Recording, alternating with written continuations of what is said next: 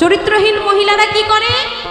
ঘরে স্বামী থাকতেও পরপুরুষের জন্য চিন্তা করে, স্বামীর কাপড় কাচছে কিন্তু মনে মনে পরপুরুষের চিন্তা করে, রান্না করে কিন্তু মনে মনে পরপুরুষের চিন্তা করে।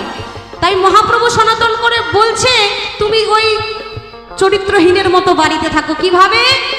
ওই সংসারেই থাকো, ওই কাজেই করো, শুধু মনে মনে আমার কথাটা একটু ভাবো।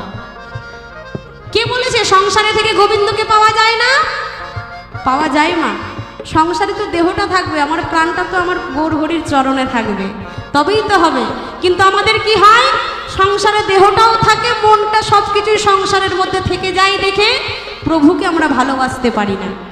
এই সংসার থেকেই হয়, এই দেহটা সংসারে থাকবে কিন্তু আমার মন প্রাণ সবকিছু আমার প্রভুর চরণে যদি থাকে, সেভাবেই কিন্তু গৌর হরির সেবা আমাদের হয়ে যায়।